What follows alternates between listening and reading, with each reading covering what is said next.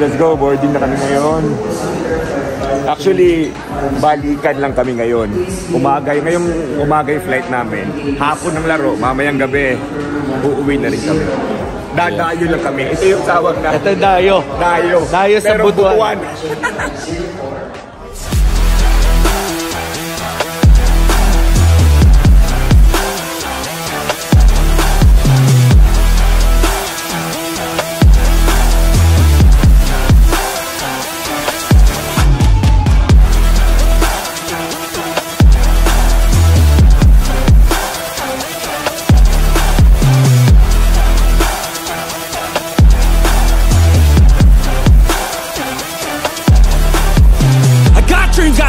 I wanna do. I got plans, got schemes that I follow through. I make all my games from what I produce. I don't lose, I learn, don't get confused. Peace in the dark cause I work fucking hard. So many nights sitting in the graveyard cause they lost to the grind, but that's fine, that's a start. To do something great, sacrifice is a part of it. It's just the start of it. You can't start then quit, you have to harness this cause energy is bliss. And when I swing I miss, but then I swing and hit. So I'ma swing again and I'ma swing again. Then I'll be taking off cause I don't wait or pause. I got the game unlocked, I never mind the clock. I take the last shot, I got a fast cross. Villain energy cause I'm the last boss. You don't lace that. Hit me in the face and I'm hitting right back. I enjoy the chase so I'll stay on track. Yeah, I enjoy the race so I'll make that bag. Got a lot of dreams that I'll make come true. Got a lot of things that I wanna do. Got a lot of goals that I wanna prove. And there's not a lot of time so I gotta make moves.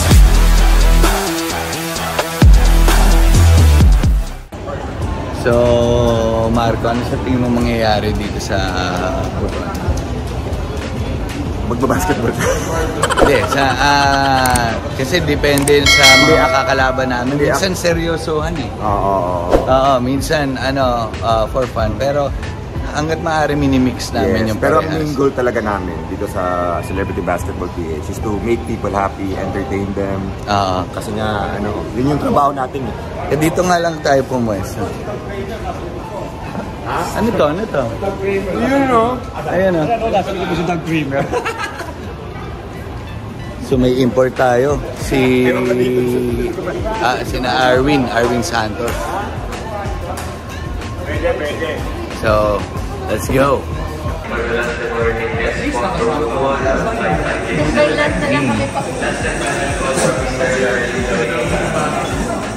Kasi ngayon parang paurungan lang.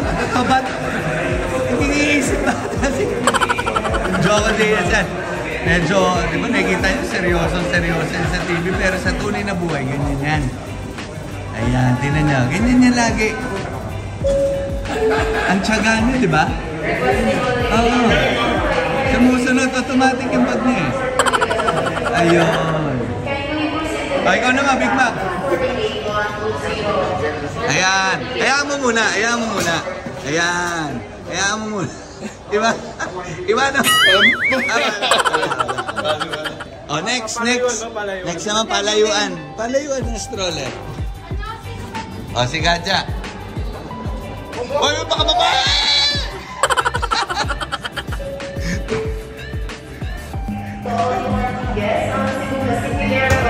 Next.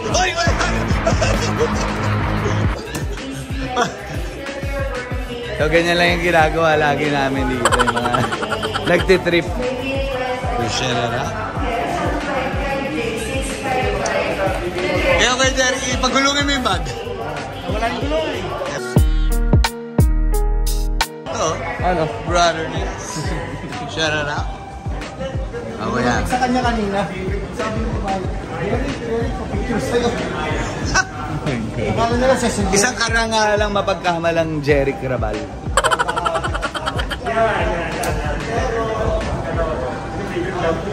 Ito na yung mga boys. Hindi naman dahil na ayaw mo na pagkaaway kayo. Yung ano lang. Si Diego wala bag. Naiwan pa sa Manila, bro. Sa ibang ano mo. Hello po. Yan. Diba? Alam mo kung may tulog ba si Diego ngayon? Nakatulog ka ba, bro? Bro, hapa ng tulog ko. Parang tulog ka ba nga? Kita nyo. Haba ng tulog pa. Ayun ang haba ng tulog ni Diego. Nauntog-untog pa siya. Nauntog-untog pa. Ayan. Thank you. Thank you. Thank you. We are here.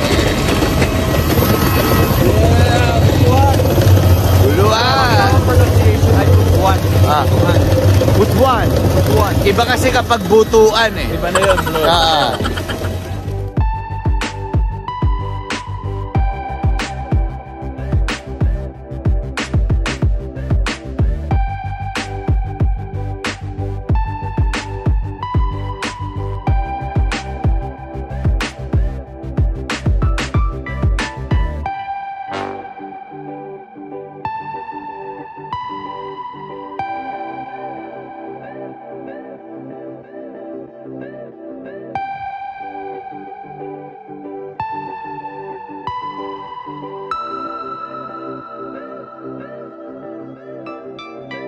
Yun o. Ganda naman ng t-shirt mo. T-shirt mo nga. Siyempre. Yun o. Oh, ito naman. Ito yung part 2. Part 2 nung interview natin kay Big Mac. Yes. Ito, medyo seryoso na. Alam nyo, di pa sikat yung vlog nyo. Laos na, dahil ako unang pinag-uusapan nyo. Unang manonood. Huwag kang ito ngayon pag-uusapan natin. Mais ka, baka sikuhin kita dyan. Ako nag-i-interview sa'yo. Ako nag-i-interview sa'yo. Joko Diaz. Seryoso itong mga tanong ko. Kasi alam ko, pangarap ni Kuya Joko maging host dati. Ngayon siya mag-host. Ang title ito, Let's Get Serious with Yeah.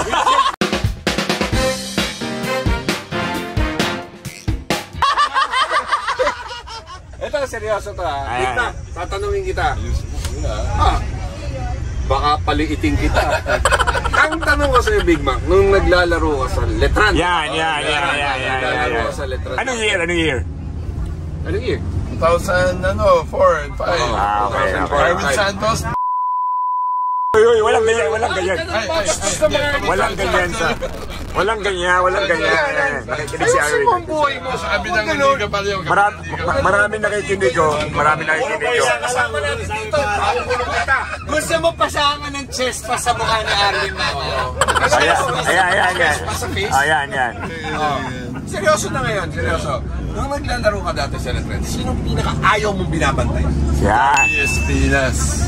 PCU. Mortal na kalaban ko si Arvin. Bakit daw? Arvin na naman! Magpapastos ka na! Si Gabi kasi yun ang matchup ko sa Letran PCU. Okay. Yung mga sa Sebastian, wala yan, parang sayang yung labada namin pagkalaban namin. Easy. Arvin, no? Yung mga ganyang kalaban, no? Sayang yung labada, sayang yung oras. Search nyo lang Big Mac Anda kung gusto nyo siya i-bash. Huwag na dito sa channel namin. sa channel namin. Sa Google. Sa personal namin. Alam mo kasi yung pagyayabang na yan, kita mo ang inabot mo. Sa MySpace nyo yan. Huwag ganoon. Tinatanong kita. Seryoso tanong to. Nung naglalaro ka sa Letran, ayaw mong bantayan si Gabi. Bakit? Kasi nung time na yon, mga 23 kami, 24. Siya siguro mga 32 na siya ng mga time na yun. Ay, grabe. Layo ng laro niya sa laro namin mga time. Sharwin gumagano. Sa Madel Setup, nagugulangan kayo. Oo. Hindi yun parang dalawa yata birth certificate niya. Huwag na tayo pumunta daw. Seryoso. Okay. So, ibig sabihin, mas marami siyang moves. Mahirap siyang bantayan. Si Gabi kasi, Advance. alam natin na Filipino-American yata siya, galing siyang Olongapo So, alam mo na yung build ng katawan niya, iba sa talagang Advance. Kasi, ano siya So, huwag ka na magrason. Ibig sabihin, mas magaling siyang gumalaw. Ibig sabihin, Big Mac, yung build ng katawan mo, late. Okay. Dali lang. Siya nag-i-interview. Okay na. Siyempre, after nung college league mo, saan ka umakyat? Anong PBA? Sandali. Nag-PBA si Big Mac. 19.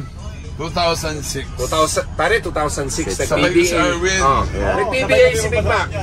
Nung nag-PBA ka, Batchmates. batchmates sila. Nung nag-PBA ka, sino ang paboritong bantayan? Paborito kong bantayan. Si Kirby Raymond. Bakit si Kirby? Bakit si Kirby? Kasi siya yung ano eh. Mabait siya? Hindi yun eh. Kasi netrun ako, di ba? Idol. Nasa netrun ako. Siya talaga yung pinaka... Idol. Hindi, ng school namin. Siya yung parang... Epitome. Oo. Epitome ng school. The Kid man ha. Big The man. Kid. May Willie Miller kasi. May Calagio. Pero yung sa position ko, si Kirby. Kirby Raimundo. Oo. Magaling naman talaga si Kirby Raimundo. Yes. Kaya, Sandali. Hindi pa ako tapos. Ang kasunod dyan, sino yung pinaka-ayaw mo makabantayan sa PBA? siguro yung teammate ko. Sino?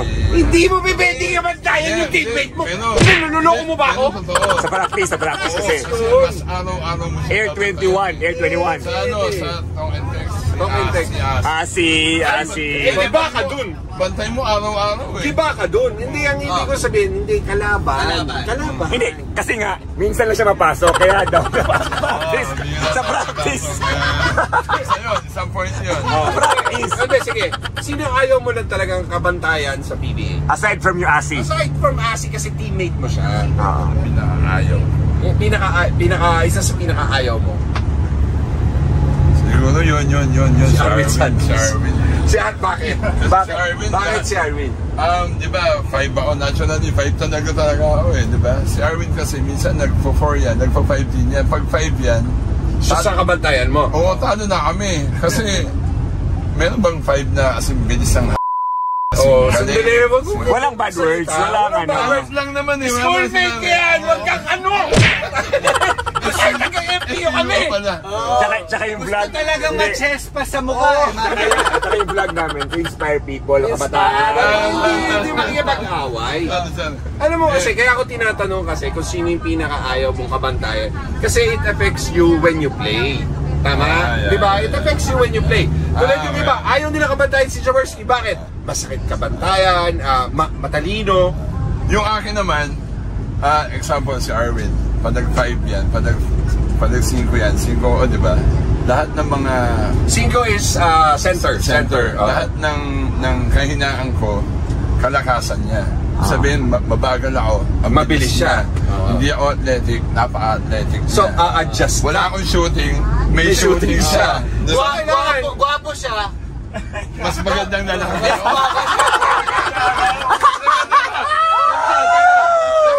Basketball na usapan eh. Sinabi ko lang naman. Pasama mo nila yung series basta mamaya. Okay. Fair ba? Okay, sandali. Galing na tayo sa PBA. After PBA, what did you do? After PBA, yan, pumasok na ako ng pag-aartista pa konti-konti. Pero nag-MPBL ka? Oo, nag-MPBL. Venezuela. Pinagsabay ko kasi. Yun nga, hindi. Basketball. MPBL. Sa Valenzuela Classic. Okay. From dun sa MPBL, ano ang pakiramdam galing sa Pro League, bumaba ka sa MPBL? Siguro I didn't feel na degrade ako kasi I felt na yung MPBL is a venue for me to vindicate na Player ka. na kaya kong maglaro, na makakabawi ako. Second chance mo, second chance. Mas na-maximize ka. Mas na-maximize ako. Kasi Yung mga big hindi man ko ka. nagawa sa PBA. Kasi big man ka. Yes, oo. Okay. Doon ako napaglaro talaga. Okay. Diba? Although mababa ang sweldo, pero yung Playing time mo. vindication na naalala na ulit nila na si Big Mac Andaya magaling palang basketball player. Na hindi ko napakita sa PBA kasi nga bangko nga ako. Pero yung Kaya nga si Asi yung lagi niyang nahihirapan siya kasi sa practice lang siya. Hindi, pero bro, to be honest, Maria, pag reserve player ka or hindi ka nakakalaro masyado, pinapahirapan niya si Asi. Yun rin yung nagpo-push kay Asi na mas lalong gumaling. Oo, di ba?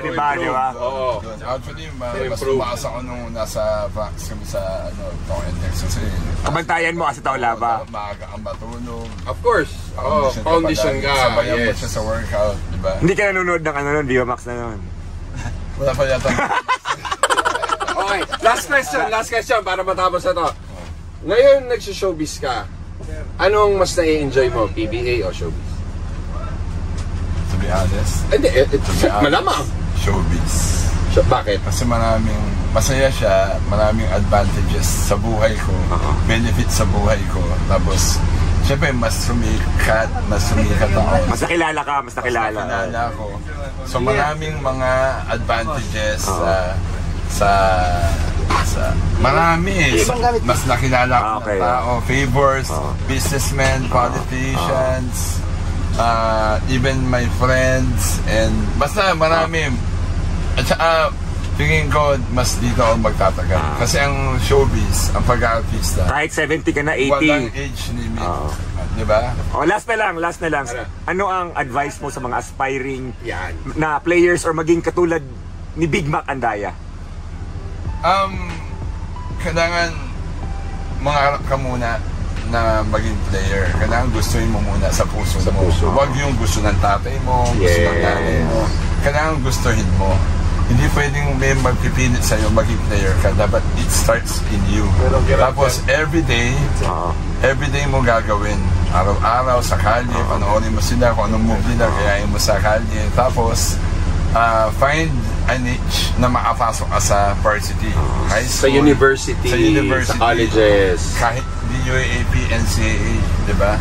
Basta subukan mo muna mag-varsity. Tapos mag-aral na mabuti. Oo, mag-aral mabuti. Kasi kahit anong galing mo, hindi ka pumapasok sa grades mo, hindi ka magiging player. Kahit anong school, pasukin mo muna. Tapos magkakaroon ka ng opportunity na makukuha ka sa mas malalaking UAP, NCAA. From there, mas galingan mo ulit. Kasi parang step ladder yan eh.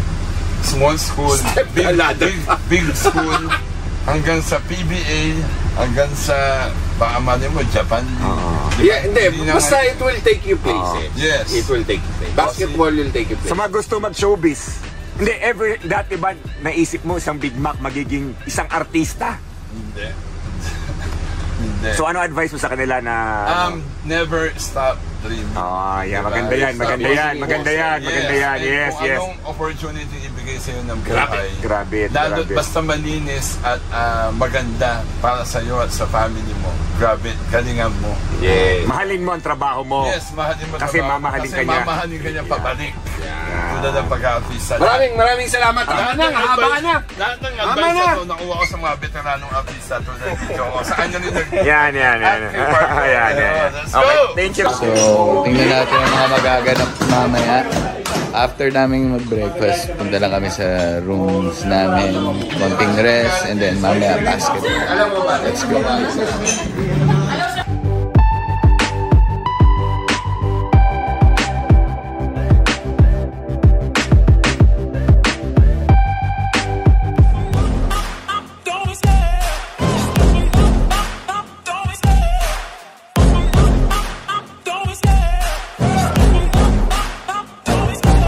Love the chase and the hunt, and I set the pace when I'm running. I always take what I want and I always give it 100. Don't need a bank, no I'm funded. Play the game like it's nothing. I'm always thankful for something. Don't take for granted, stay humble. Now wake up, it's time to look at the enemy.